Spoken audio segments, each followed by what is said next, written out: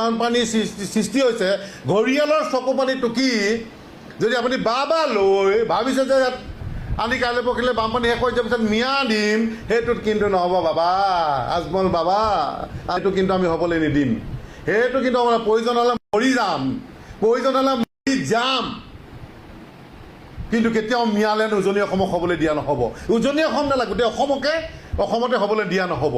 বানপানী শেষেই যাওক। মুখ্যমন্ত্ৰীকো আমি আপুনি আজি এই সময়ত ক'ব নালাগে যদি আমি কৈছোঁ, বানপানী পৰিস্থিতি শেষ হ'ব। ইয়াৰ পিছত কিন্তু অবৈধ মিয়া বাংলাদেশে আপুনি যেনেকৈ অসমৰ পৰা এটা এটাকৈ বাছি উলিয়াই খেদিম বুলি কৈছে, কিন্তু খেদিব লাগিব। বানপানীৰ সময়ত আপুনি আমাৰ দুখভাগী হৈছে, আমি ভাল পাইছোঁ, কিন্তু এটা কথা ঠিক যে এইটোকে আলম লৈ বাৰে বাৰে আপুনি ঘোষণা কৰি কিন্তু বা লৈ নামনিখন যেনেকৈ একদম মিয়া ৰাজ্য হৈ গুচি গৈছে, উজনিখনত আকৌ সেইটো সৃষ্টি কৰিবলৈ আপুনি তেনেকুৱা ধৰণৰ মেণ্টেলিটি বা তেনেকুৱা ধৰণৰ কথা আপুনি কিন্তু ভাৱ নল'ব। চিধা কথা, তাত কিন্তু অসমীয়া যুৱ মঞ্চ আপোনাৰ সমৰ্থন নাই, আগতেও নাই, এতিয়াও নাই, কাইলৈও নাথাকে। কাৰণ কেলৈ আমাৰ শিৱসাগৰখন বহুত শিক্ষিত, আমি আগতেও কৈছোঁ শিক্ষিত আমাৰ খিলঞ্জীয়া মুছলমানসকলৰ লগত আমি সদায় আছোঁ আৰু মিলা প্ৰীতিকৈ আছোঁ, থাকিম, মৰালৈকে থাকিম।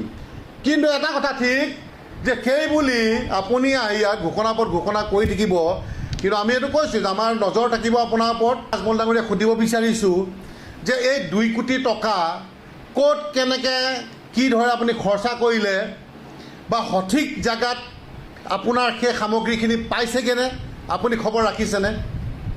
কাৰণ আমালৈ বহুত অভিযোগ আছে যে পোৱা জেগাত আপোনাৰ সামগ্ৰী পাই আছে আৰু বহু জেগাত আপোনাৰ সামগ্ৰী এতিয়াও পোৱা নাই। আৰু বহুতে এইটোও ক'বলৈ বিচাৰিছে যে আপুনি 2 কোটি টকা ঘোষণাহে কৰিলে, যে আপুনি ইমান টকাৰ বস্তুও দিয়া নাই। গতিকে আমি আজমল ডাঙৰীয়াক পোনপটীয়াকৈ আমি অসমীয়া যুৱ মঞ্চে ক'ব বিচাৰিছোঁ যে আপুনি যি এই সময়ত আমাৰ লগত আহি থিয় হৈছে, আমি সঁচাকৈয়ে আমি আপোনাক লৈ গৌৰৱ কৰিছোঁ বা আপোনাক ধন্যবাদ জনাইছোঁ। কিন্তু এনেকুৱা আমাৰ অনুভৱ হৈছে যেন মধ্যভোগী কিছুমানে আপোনাৰ আপুনি যি এই 2 কোটি টকা ঘোষণা কৰিছে বা যি সামগ্ৰী আপুনি দিছে, হয়তো সৰলুকি কৰিছে। গতিকে আপুনি এটা তদন্ত কৰক যে সঠিক মানুহে এই বস্তুসমূহ বা এই 2 কোটি টকাৰ পেকেজৰ বস্তু আপোনাৰ পাইছেনে নাই পোৱা।